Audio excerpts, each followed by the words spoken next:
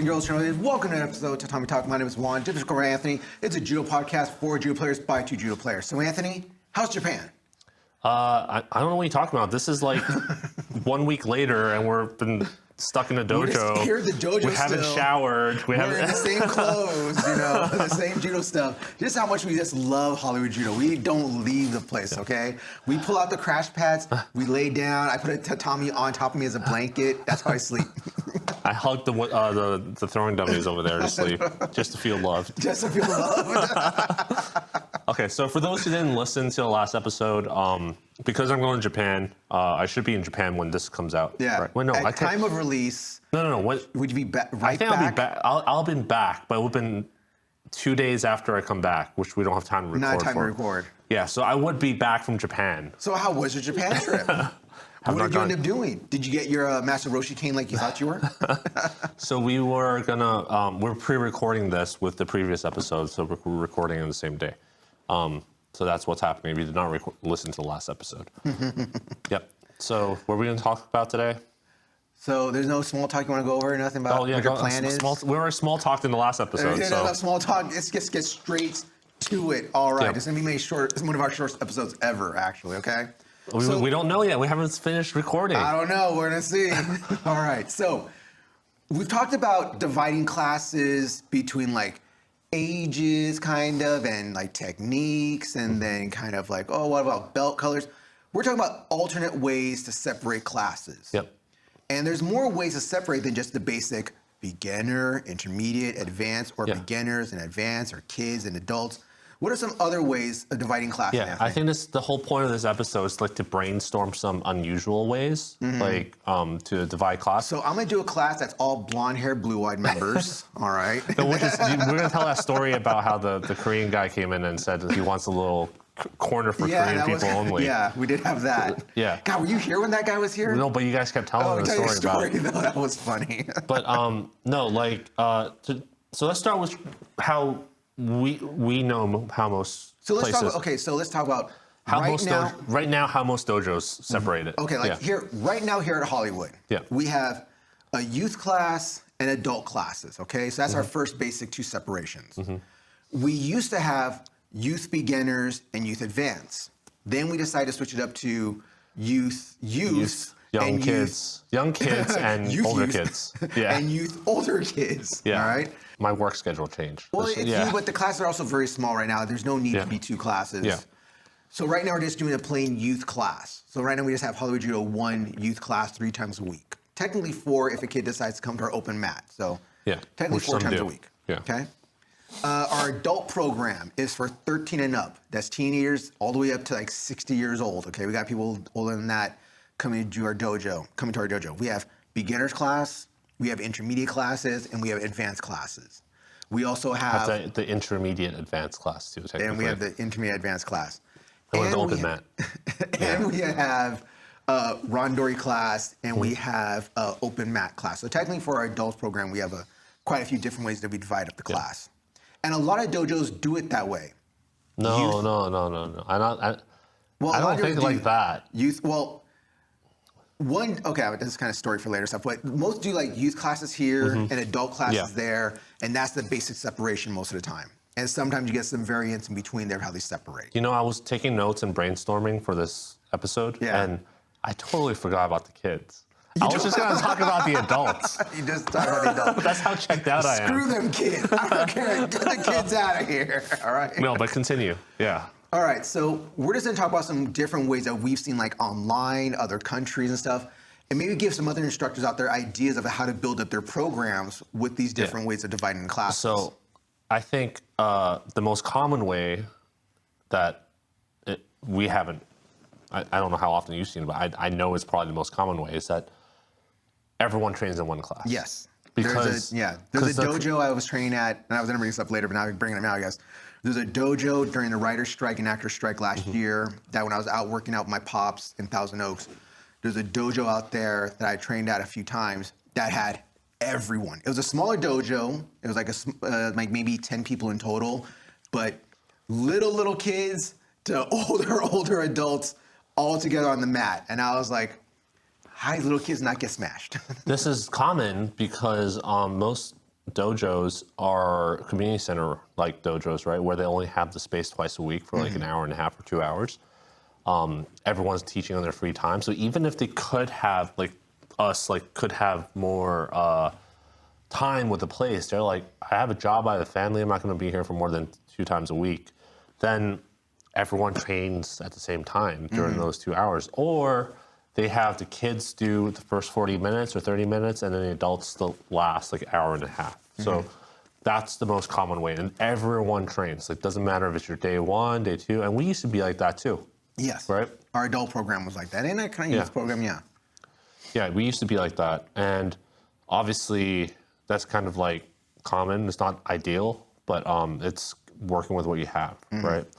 So that's number 2. And then now what we're seeing more common now post-COVID in the Los Angeles area at least is more and more dojos are just having beginners and advanced. There's no intermediate. I think we're the only one with an intermediate program in the LA area, actually. Are we right now? I'm pretty sure. Let me know if I'm wrong. Yeah. But out of all the dojos I've seen, beginners classes was rare enough already, but now more and more of them are having them. But I have not yet seen an intermediate program.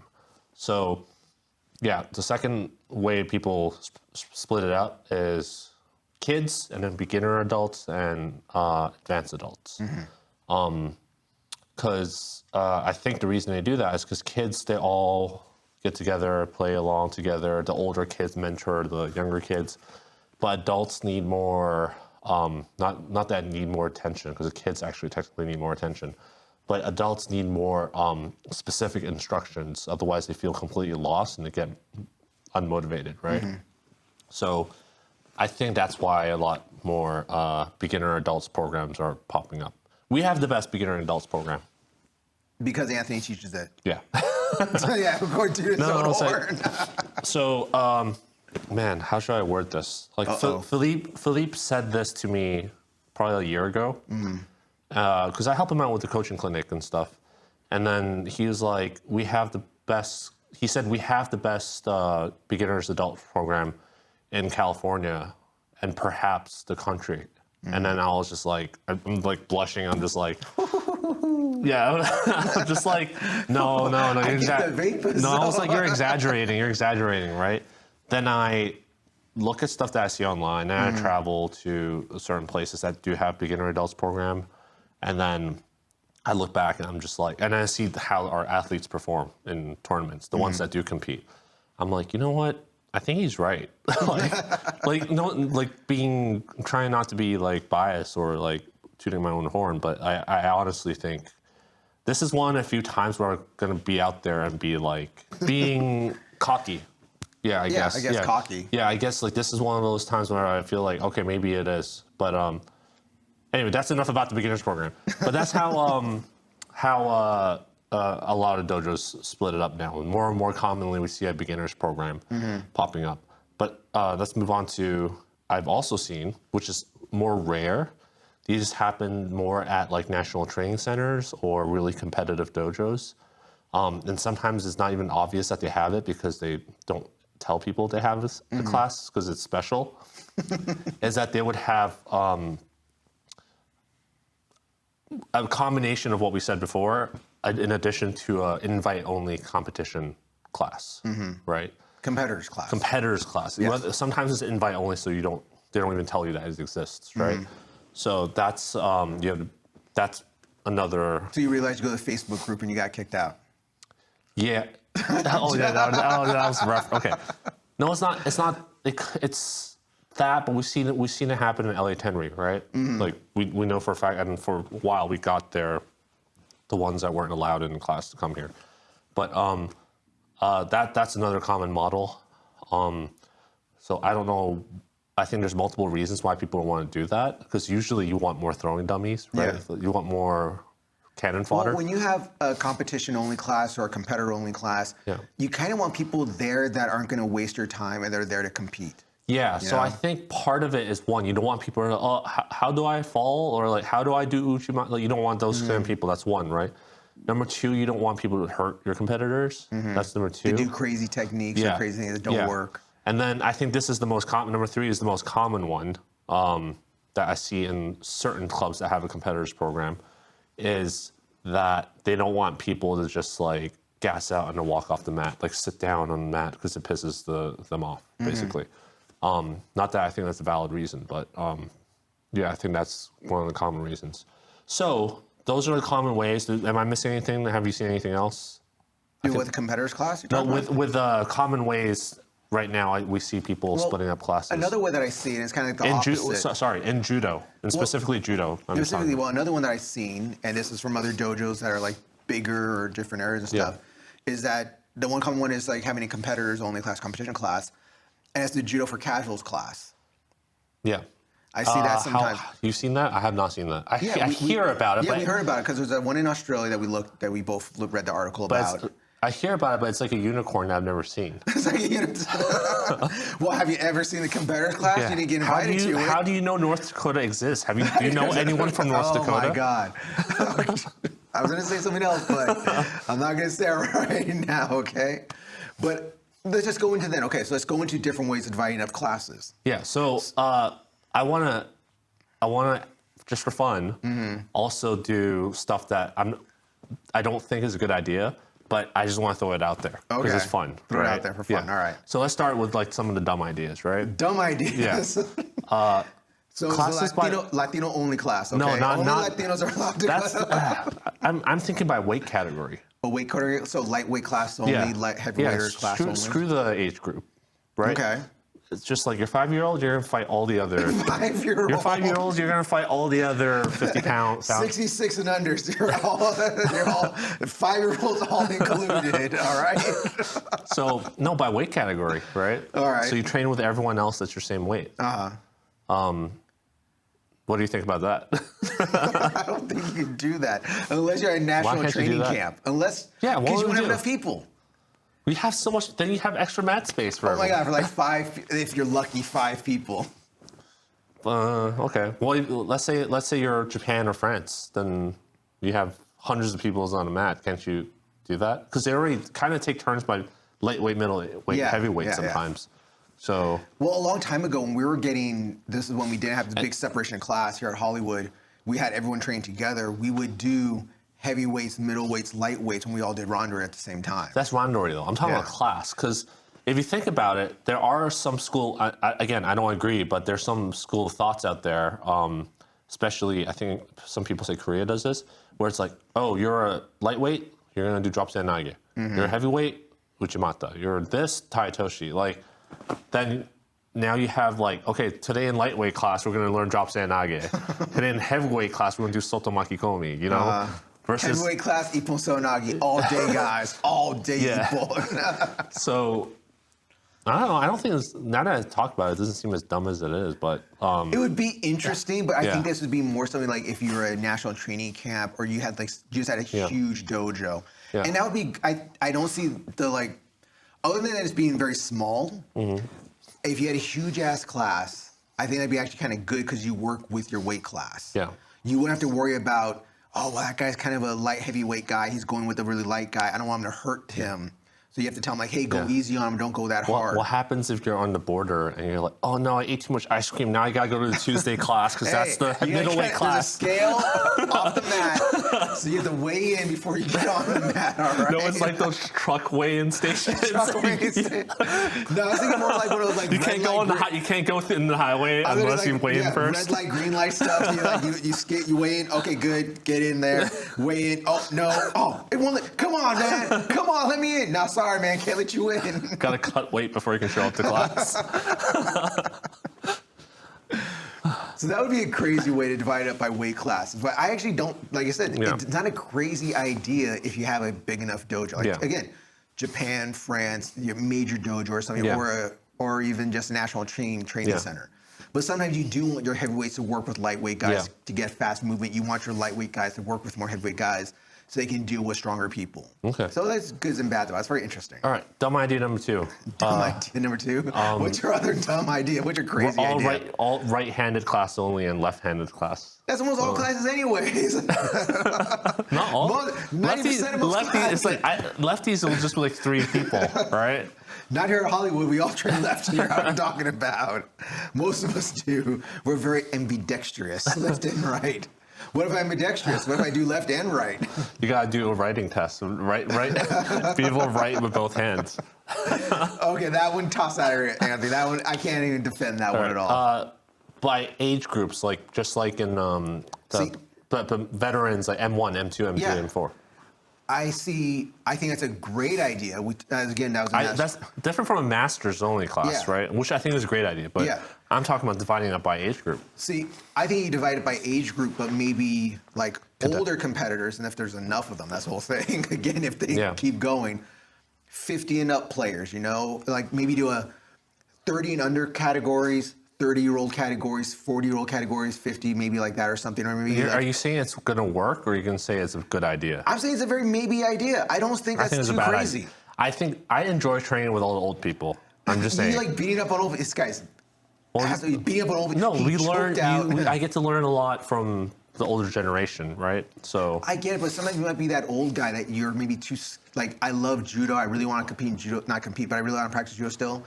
But I'm just scared of working with some of these young kids that all they want to do is big throws to me. But that's what master's class is for, right? But I'm saying, like, that would be the thing. Like, if you had a master's classmate, like, that's this true. is for 50 and over guys. Yeah. But that kind of goes back into my old thing of, like, I love this idea of having a casual judo class for casual players.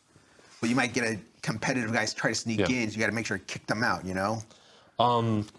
We missed this about common ways of dividing. Also, women's class. This is not a dumb idea, by the way. We're going back. Anthony said that women's class is a dumb idea. No, like women's only class. Yeah. Like it's definitely another way that it's good, but you need to write a good amount of people, and ideally run by a woman instructor, right? So, because again, we said like some women just prefer being trained with a woman. Train with women, and that's I think one of the problems with judo is that we are very heavily super aggressive sport, that a lot of ladies don't stay with it. Some do. We have a lot of great ladies here at Hollywood Judo. We used to have a lot more. Pandemic messed us up with that. Yeah. But I think if we did have like a women's only class, that'd be a quick way of growing the program, I think. Yeah.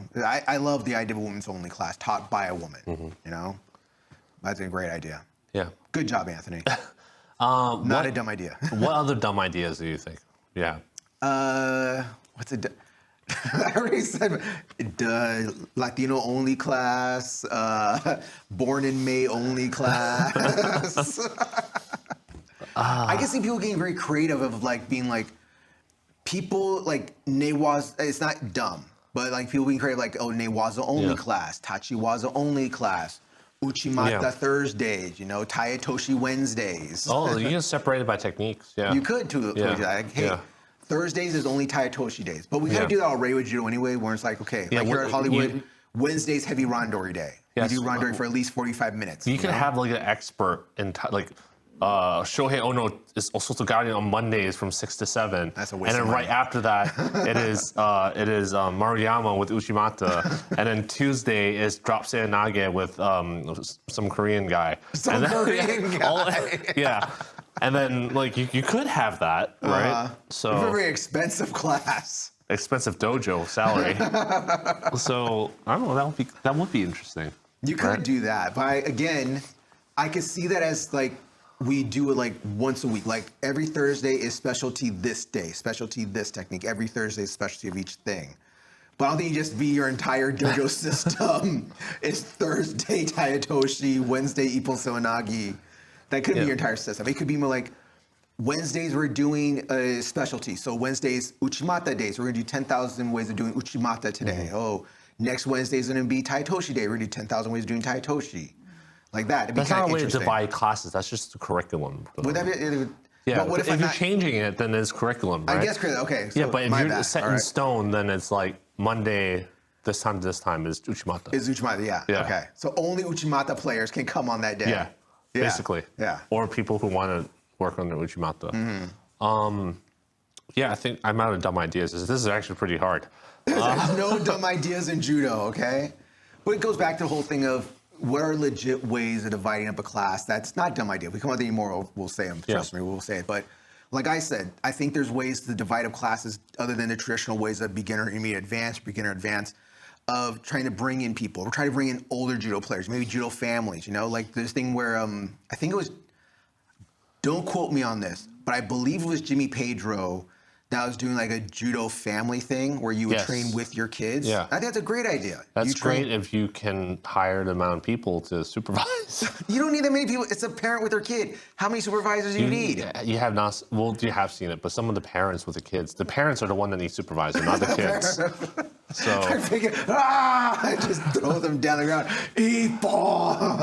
no, like you need enough help for that. And they have to, it's not just anyone, they have to be trained, right? So that's something And that's then you missing. have things like right now where they have little workouts for like mommies and me's or daddies and me's. That same kind of program. Like maybe it's a father and child day, you know, or mother and child days instead of just If parent you're days. If you want to if divide you're it. a business, then I can see that. But and also if you have someone that's interested, like a group of parents that are interested in doing that train judo, go for it. But if you're like, none of us have kids, and we're like, let's start this because it can bring in some money, then Where we get the kid from? I don't think we have the resources to cater to that as a community center dojo. That's for us, but. Oh yeah, it's definitely for us. So let's say tomorrow tomorrow Philippe is like, I'm retiring. Juan, you're in charge of Hollywood Judo. How would you structure the classes? Would you keep it the way it is, or are you gonna change stuff? Well, if it happened tomorrow, I would definitely keep it the way it is till I figure out how things are going. But one thing and I keep bringing this up because I do think it's a great idea, again, is the casual judo class, I think is always a great idea. What would you call it? You can't call it a casual judo class. Why not? Why can't you call it casual judo? No one's gonna show up. Why is no one going to show up? Because it's bad marketing. What's it bad marketing? What? It's not sexy? Is it, you not like the wording of it? It's not. Casual judo, it's not. Casual judo. I don't want to show up to casual judo. Casual judo. Casual judo day. Come on, just say it. Leave us a comment in the. Leave us. I'm so sleepy. Leave us a message in the comments about what you think about casual judo class. So you can do the whole thing of like, I always think casual judo is a great idea. Judo for older people I think is a great idea. And you can do the thing of like judo for over 50-year-olds. Would that be the same thing, or would that be two separate stuff? But that'd be two separate things. Okay. Because again, we both read that same article, stuff about like how some older people got into doing judo. It made them more confident of them walking around and moving because they know how to fall now. And the falling actually it helped their bone density. Yeah. Because that's a science, that's the scientific that. So the paper was specifically on 20-something-year-old groups of Korean college university students. Yeah. That have never trained judo before. So I don't know how well that would work with older people that have bone problems already, probably. No, but I'm saying like it would help them be more like the bone thing might help. Okay. Yeah, it might help. Might help. I can always lie about it, you know. If I put it in GNC, say it's whatever. Okay. But I think like it would help them out with like being more confident that in case they fall, something happens. Okay. Like my dad. Like you said, your dad. My dad fell twice and he would kemi. Yeah, he knew how to do a forward kemi, so he was fine. He was cool. He bounced back up. It was like Willy Wonka was crazy. He had some scratches, and then that was it. Yeah. So I always think these are some of my great ideas that I like the most. I do like competition class, but it's again if you have enough competitors to make a good competition class. Yeah. You can't have people that say, "Oh yeah, I want to do competition class." Start it and like only 5 people show up. Yeah. You have to have I would say at least 10 regular people. I think 5 is a good amount. You think 5 is enough? I think it wouldn't be enough to do in 5. I think they would all get burnt out if there's a competition class. If it was only 5 people. Yeah. Is that how? Oh no. So yeah. So it was and the women's class. I would think that's one thing that I think that is a great way to grow a women's program. And if I could figure out a way to do it, like we're still trying to. We're going to do it here at Hollywood. We're just trying to. Our problem is we don't have a dedicated female black belt that can teach it. Yeah. Yeah. We're pretty adamant about having a woman teach it. Yeah. So. Because we do feel like women would be more comfortable learning. And let us know. Like actually, that's a great thing to let us know if you're a female listener. If you do feel more comfortable learning from a female, if it was an all-females class, or if you'd be okay with a male teaching an all-females class. Our demographics mostly male. I'm telling you. There has to be a few ladies out there. Please, ladies, please. No one's asked for my autograph. So, Out of here. and- You ain't that pretty. You ain't me. is that all? Do you have anything else? Okay, yeah, that would be it. Okay. Okay, so I would divide it up into, like you said, there would be a women's class, and there would also be a master's class for older people above 40, I guess. No, maybe 50. I think 50 because 50 is a good amount. Yeah. 40 you can still I think go 40. at it, I'll give them an option of which one they want to go to. I don't know. You might get one of those aggro 40-year-olds that's like, yeah, let's go beat up some old men. Bone saw. Boom saw. Get fucking weighted out guy. The gills So like there would be this. those two, right? All right. And then for the rest of it, I would I would call it fundamentals, and then I'll call it all levels, and then competitors. And then I talked about this with one of the listeners, but it would be risk-based, not skill-based. Does that make sense? Yeah, which level, which moves What would you is your allow them risk to do? tolerance? Yeah. What is your risk Well, tolerance? because I know you, I know what you mean by that also. Yeah. What is your risk tolerance? Like how, like for example, Are you willing to take Uranage? No? Okay, then you have to be over here. For example, like just I'm napkining math, not napkin math, but like notes in my head.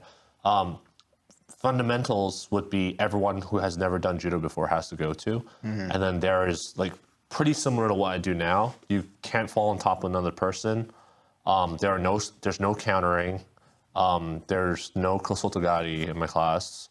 No sacrifice throws of any sort, which counts as whatever. What we said, falling on top of your partner. There's no, you have to finish all your throws standing. So that automatically gets rid of all the sacrifice throws, right? That's like fundamentals. And then all levels would be basically just your regular judo class, basically.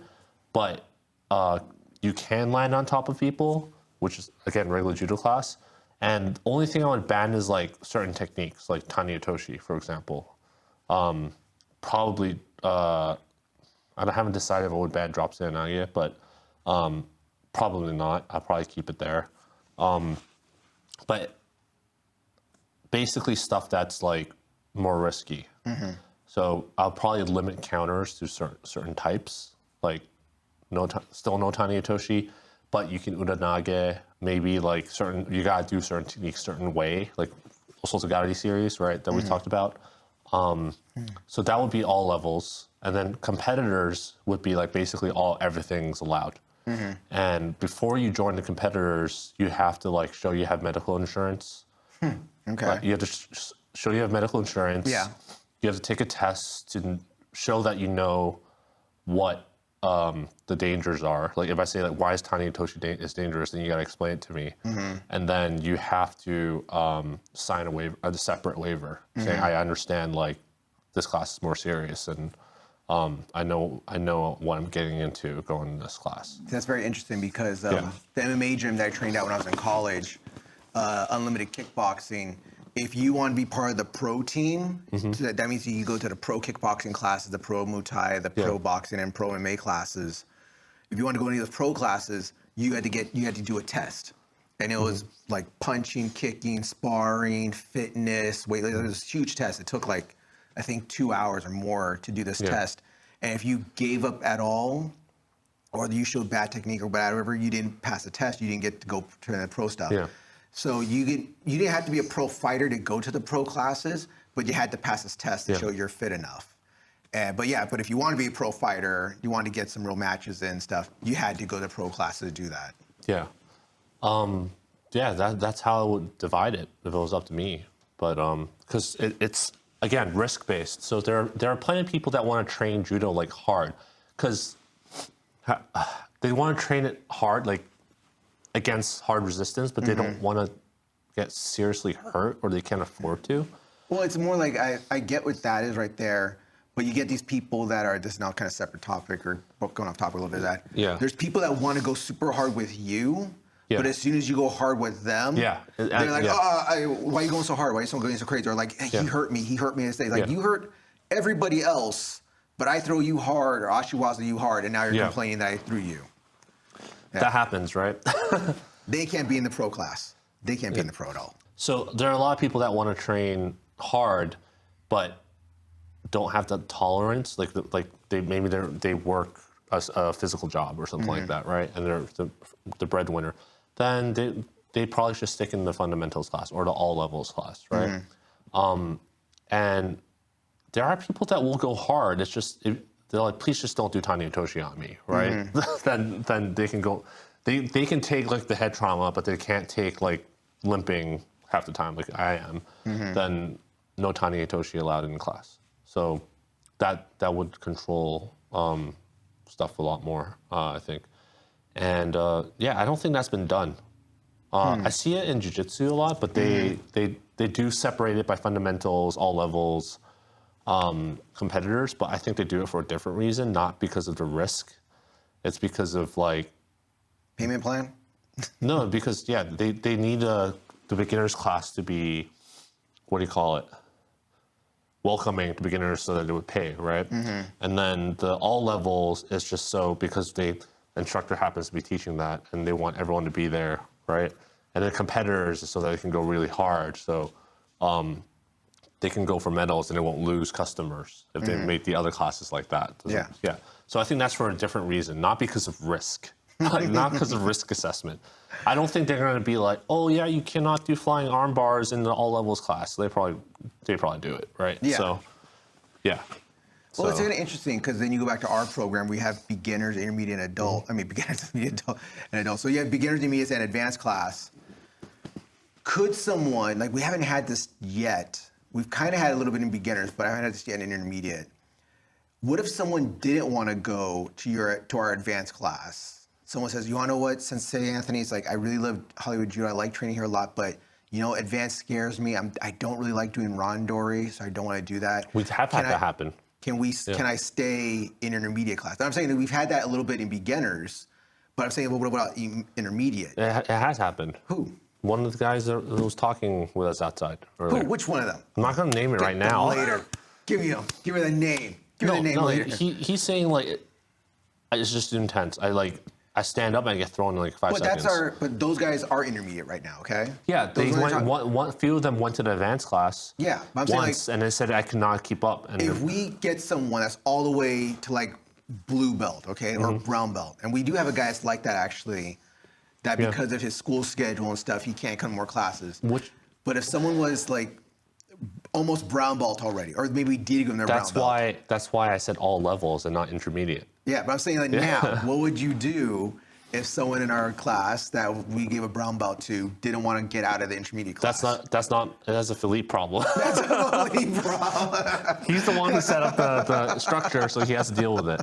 I don't know. That's not my pay grade, sorry. Honestly, if it's based off of the current structure, like on the serious note, if it's have to base it off of the current structure, then I would just say like, just do what you can. Say no to people you don't want to train with, which is really hard for a lot of people because I've told some of my students to stay away from this one guy, and it's because they don't have the ability to say no. Yeah, so I understand why sometimes you have to actually separate the class, but yeah, I would just tell them do what you can. You don't have to go balls to the wall. You can sit out every other round, right? But the problem, we talked about this in older episodes. The problem is people think they will still get evaluated belt-wise the same way, right? As people who do show up and do like the extra work, right? Because it's like, oh, that guy, I've been here longer than he has. Why did he get promoted to brown belt? It's like, well, he goes every single round in randori, spars, gets better. You're here all the time, but you sit out half the time. You sit out half the class. Yeah. So that's very different. So you just have to set the expectations when you tell them to do that. Because some people see it as like a free pass for stuff. So that's interesting. That is true and stuff. And that's something that we have to like figure out here with the way we divide up our classes, of try to make it even and try to help out things. Like, sadly, like I said at the beginning, our youth program, we tried many ways of dividing it up to make it easier for people, make it more welcoming for kids. It's just, I think the youth program, what comes down to it is that we don't have enough help. We just don't have enough help to run it in a way that works. So what are some interesting ways then that you would say to divide up a youth program? I would do it the same way. You do the exact same way you do it? I would do young kids, all kids, and then competition. Competition. So Same you way. wanted to be like, okay, well, like we tried for a little bit, then we're gonna do, okay, we don't do 5-year-olds here, but we do 6 to 10-year-olds, and then we're gonna do 10 to 13-year-olds. You're asking me if I take over the dojo, what do I do? Yeah. Yeah, I would just have young kids, 5 to 8, I think, or even 5 to 10, because honestly, some of the kids, even the 9 or 10-year-olds, I'm like, how are you 9 or 10? Are you 9 or 10? Probably 5 to 10. Let's just say 5 to 10, and then all level kids, right? But I'd probably put a floor on it, like 11 plus, 8 plus, right? I would say 16-year-olds can still show up if they want to. So it'll probably be 8 or 10 plus, and then competitor kids. So you would have a 6-year-old versus a 10-year-old. In the all levels, all Yeah. kids, yeah, Yeah. I would, because I want that mentorship. I don't want them to be separate classes. I want them to be mentoring. I want them to see, like, because that's the problem with my kids' class right now, is because I'm so freaking tall and they're so small. So when I demonstrate something, they can't relate to it. Does that make sense? They're just like, they're probably like, oh, he's so big. That's why he's so big and strong. That's why he's able to do it. That's probably what they think. Yeah. Versus like, sometimes since Eric would throw me, he's shorter. They're like, whoa, and it's like, for kids, it's like this huge like thing. And now if you see a teenager throw me, that's a totally different experience. So I want that relatableness to the kids. You still need an authority figure, which is the instructor, but having the kids there to relate, the teenagers or older kids to relate to the younger kids, and then also have them show like their favorite techniques. It's good for them too, because they feel like, oh, I have like a mentor that I'm mentoring. It's just overall good for the kids' development program. I don't care about their judo skills. Yeah. Yeah, that's what the competitors class is for, right? So the competitors class would have like a 6-year-old maybe competitor. The competitors class is going to be hard, and it's for all levels, and it's going to be. I would have to interview both the kid and the parents, because again, it's to filter out all the shitty parents pushing their kids to do something. They're like, my kid's going to be a national champion. But those are parents that would want their kids in an advanced class like that, in a competition class. That's the catch-22, and that's where I disagree with a lot of other schools. Because, oh man, we're gonna get so much. Oh, you are, not me. I don't get you. There are a lot of kids that, I talked about it with the other people out there. You see them like, we see it happen in local tournaments. Like the kid messes up a throw, the coach just smacks him in the head, kind of thing. And yeah, they might win some local tournaments, but then they quit judo once they hit like 16, Yeah, they 18. get burnt out. They get burnt out, and then like, what kind of emotional, psychological damage did you do to this kid? So Yeah. I would say judo didn't do them any good. Versus for me, the young kids and the all range kids, the young kids one would be mostly games, right? Like just a lot of judo games. Yeah. And then the all level kids would be like more representative judo games, like what I do in my adults class. It's like control the wrist, try and sweep the guy while you control the wrist, try and take their back and lift them up and put them back down, like that kind of stuff. And then that's good for their development. Like I said, it's just to develop their bodies, their mental confidence and everything, and learning how to lose, like all that kind of stuff. I don't care if they're good at judo or not. But, and then if they were like, I love judo, I want to take it seriously, then I'm like, okay, can you make it to every single class? Then yes, you can. Then can you do 50 push-ups? Can you do like The fitness test part, yeah. They don't have to have the fitness. Like if they're super overweight, I'm like, you're gonna die in the competitors class, right? Then they need to have the fitness aspect. The kid, it has to be clear that the kid wants it, and the parents are okay with it and will support them in a healthy way. Then I'll be like, okay, let's do this, right? I'm modeling this off of what Sensei Philippe preaches in his coaching clinic, basically. So I'll be like, okay, let's do this. But I don't care if there's 2 competitors in my class, because I'd rather only have 2 competitors than 50. And I feel like I have this is where I'm gonna get shit for, because I'm implying that people are doing this, which they are.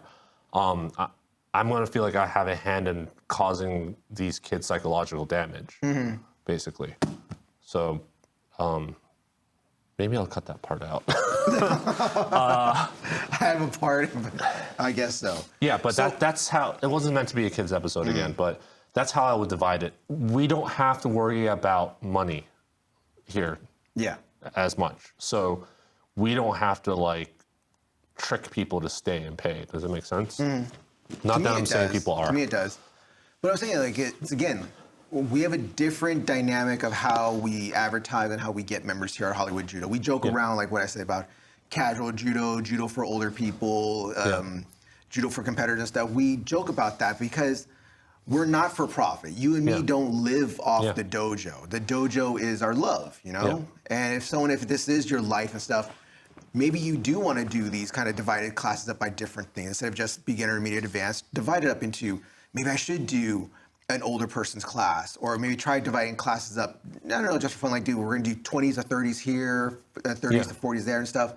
Different ways to divide up a women's class or something, or judo or other ways, like the stuff that I do. Like if I had my own dojo, I would definitely be teaching no-gi judo classes once a week or something, or twice a week. Or judo for self-defense, maybe, where you use judo techniques in a self-defense way, like the old katas and stuff, where you do that weird arm in thing to catch arm. You know, if you do kata to catch over and stuff. Those are some different ways to teach judo to get people in the door, to get them to do judo. Because not everyone's gonna be a competitor. Sensei Philippe says that all the time in his coaching clinics. But I think people always think, because judo is such a sport, and especially an Olympic sport, that, well, I have to teach it as the sport. I have to teach it to make everybody a competitor. No, and I know you hate when I use the casual judo player out there. No, I didn't say you hate. I agree with you. I said I don't think it's a good marketing term. A good way to market it to say, okay, run your seminars as casual no-gi judo and see how many people show up. I just read it as no-gi judo right now. Should I put it like heavy competition no-gi judo class instead? Maybe. Grinding. No, but I want to add to what you said, because people get stuck in this mindset about, I need to run it this way. Yeah. And then also people will go to, I know for a fact people do this. They'll go, hear something similar to what Sensei Philippe says in his coaching clinic, like, kids should play judo, learn to love judo, and then like enjoy judo and all that stuff. And they feel like, okay, like, let's have them play when they're at age 5 and 6, and then they're age 8 now. Okay, you love judo. All right, let's start doing 1,000 Tsuchikomi. And there's like, they just think if they keep 10,000 drop seonagis. Yeah, they just think like, oh yeah, this is the play phase, and then okay, the play phase is over. They should automatically love judo now.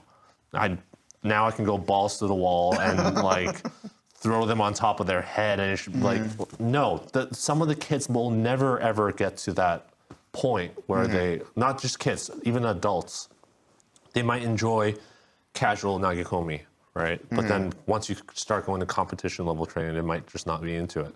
So some of them just enjoy what they were doing before, and maybe like a harder version of that, but they'll never ever gonna get to the point where people think the switch just flips after a certain point. And that's a huge disconnect for people, where they're like, okay, you're at this age, we gotta train more seriously now.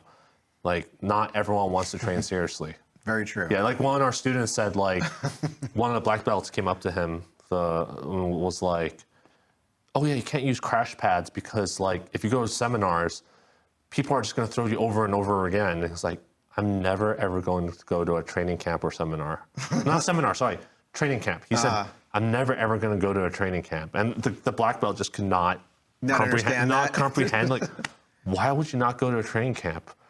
Well, don't you want to be like as good as you can be? It's like, I just don't care. I just enjoy training, you know? Like, so. The casual judo player. so some people just want to do that stuff. And I guess what I'm saying with the way I divide class is, I want people to stay in judo and be as good as they can be, depending on what they're willing to give, right? Because some people are like, I want to be as good as I can be without going freaking like without being paraplegic or something, or I don't want to ever break my arm because I'm a musician or something.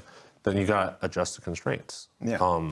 But some people are like, I want I'm willing to give everything. I'm willing to take the risk. I would like those beautiful throws. It gives me like this adrenaline rush to do this huge uchimata with my head diving down or something. Then okay, then we'll facilitate that, right?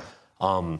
But a lot of these places just one way of training things, and then it's like, oh, you either do this or bye. Like, then there's that, or there's a lack of communication or explanation of what it entails. So it's not until people get hurt then they realize, oh, this is a thing that can happen, huh?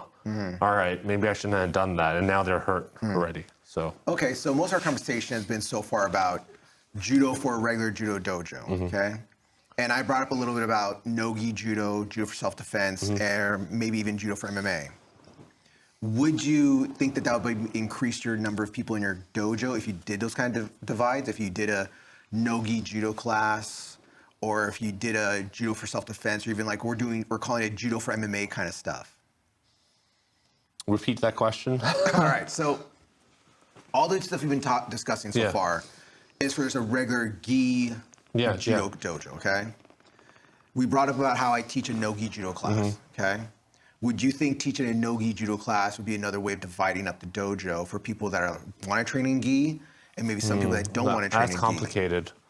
Or maybe do it like, oh, well, instead of doing, how about we do judo self-defense? So would you do judo self-defense in a gi or no gi? I would never, ever do judo for self-defense. Yeah? I know you're big on judo sport and stuff. No, I'm not big on sport. I'm just very against self-defense. Anthony's very against self-defense. I do not defend myself. I run away. I think it's taught in the wrong way, and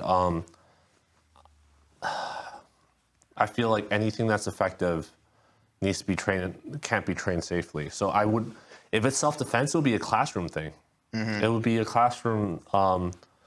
Go back and listen to our episode with Beverly. That's what I would do. What she does is what I would do. Yeah. Not like, if they do this, then you do this, then you twist their arm, then you do that. Like, I think that's a waste of time. So then what about judo, no-gi judo, or judo for MMA maybe? That's the hard part. Judo for MMA, I'll never do that. Maybe we can talk about it in a different episode. I don't want to go too long about it. I don't think MMA is I think it's a sport, but I think that's its own thing. And it hasn't gotten to the point where judo has been really well integrated. As much as people want it to be and say, oh, look, he did the throw, it's judo. Like, and we say the same stuff. Yeah, yeah. I don't think it's integrated well enough for judo to be a huge part of it yet. Not in a way that wrestlers will argue like that's not wrestling, that's just pushing someone against a wall. There's this really small subset of wrestling. Yeah. So I feel like that's the same thing for judo. Because right now when people say, oh, wrestling for MMA, they're pretty much talking about wrestling against a wall. Against a wall. They're not talking about wrestling. Because I talk about that in my no-gi seminar sometimes. Someone asked me, I think we talked about a catch one time, someone asked me about that. It's like, MMA wrestling and real wrestling is something totally different. Like the way they tell you to take someone down in MMA wrestling, it's a lot of stuff that will not work in a real wrestling ring. Because we don't have a wall or a cage or ropes to put someone up against to do all these like, oh, well, you got to get down low and put the legs together. If I'm on a mat, I'm sprawled out, okay? There's no way you're going to get my legs together like unless you got a good shot. If you want to put your hands together and grab my legs, you better have a really, really good double leg to do that. Or else you're going to do the traditional, or really for me, traditional growing up wrestling, coming in, snaking your hands around the legs, grabbing them tight, putting your hips underneath them, picking them up in the air and putting them on their side. That's a double leg. Yeah, I don't think judo is well integrated enough. I basically think judo is like that, basically. It's like a really small subset of judo, like the throws itself. Yeah. There's not much grip fighting because strikes are involved. So the hand fighting is not relevant. The gi is not relevant. So everything else you have is just a throw. And if you go take a judo for an MMA class, I haven't taken one, but I can almost guarantee you it's some sort of nagekomi, uchikomi thing. There's no systemized way of teaching it. It would be like, in contrast to boxing, Muay Thai, Jiu-Jitsu, their role in MMA is so important that there's a systemized way of teaching and training it. It would be like taking those sports and saying, okay, Jiu-Jitsu, we're just going to learn how to pull guard. Then That's Well, that's the whole thing that's about it. jujitsu. That's the equivalent. That's like such a Yeah. small subset. Yeah, yeah. Or That's the Muay whole- Thai would be like how just Throwing knees and elbows? just knees and elbows. Yeah. Right. So Well, that's the whole thing about MMA. Yeah. It takes like the best of each martial art and puts that in the cage to see what you use the best of each martial art to win Yeah. a fight, you know? So you think that adding a no-gi judo class would be more valuable than teaching an MMA So for let me judo? finish with the. This is why I said we'll take forever. But one last thing, like All stance. There's no stance discussion. Stance and grips super important in judo. No one doesn't talk about it. No kazushi, no all that kind of stuff. So I'm sure they use the word kazushi, but that's not what I mean. That's not what they're not teaching properly. So that's what I think. Regarding your question about no-gi, I think that's a really hard question because I would never ever want no-gi judo to have equal standing with gi judo in a judo club. Because then what you would have is, which is what's happening in BJJ, you'd have people that only go to no-gi class or people who only go to gi class. Yeah. Then you have this divide. To me, that's not acceptable. Not because of like what people think like, oh, without the gi is just wrestling, or not because of that. But because to me, you're basically running two separate schools under one school at that But point. it would be the same thing of, let's say I have a 50 over class. How many of the 15 overs would go to the intermediate or beginners, or not would That's go why. to That's advanced why I class? wouldn't. That's why I would have all level. You would just do all level. Yeah. No matter Well, what. the 15 over would. So this is the next part I was going to say. It would be like the women's class and the 15 over the masters class.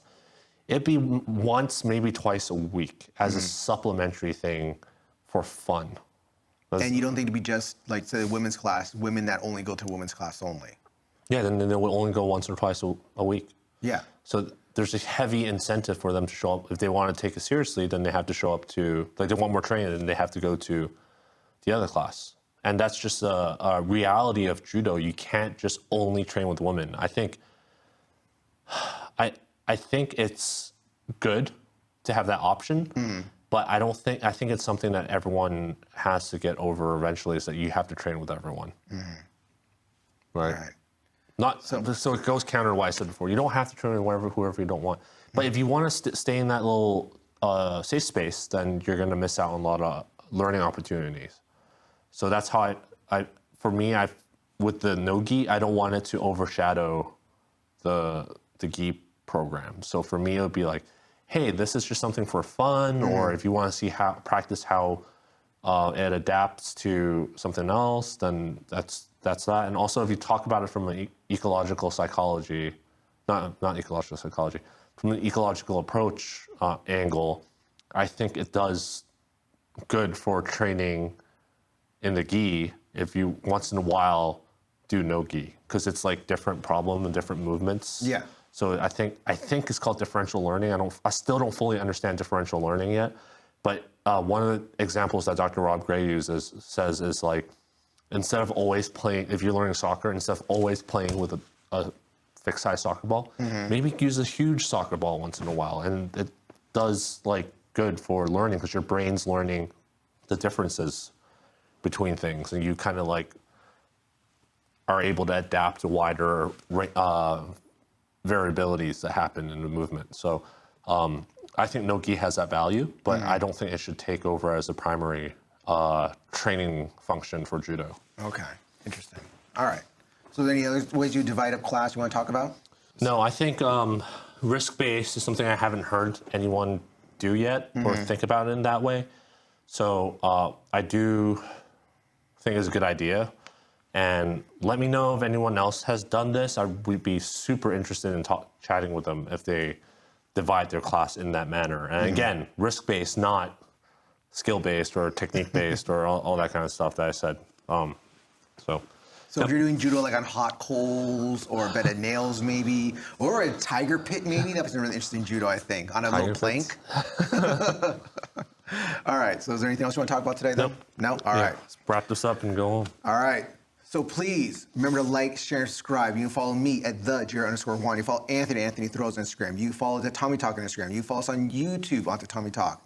You're gonna follow us on Threads at Tatami Talk, and we do not have a blue sky yet. Again, If you want to send us anything to talk about, want us to discuss, things you want us to look at, or just talk to us about certain things, you can always hit us up at tatamitalk@gmail.com. Is there anything else I'm forgetting? No, one last thing. I did not forget about the Tatami Talk rules episodes. People were asking about when are we going to have Tatami. I'm going to work on it in this trip. So Okay. there's going to be a poll, hopefully. So that'll be a little fun side thing We'll do to do. some things interesting. Yeah, and I'm sorry that I'm going to go home after this. I'm not going to record Unsafe Series. So maybe we'll get it done in the next month. Yeah. Next month or so. All right. Yeah. So with that, don't forget to Just go home and sleep and slap the mat. slap the bed.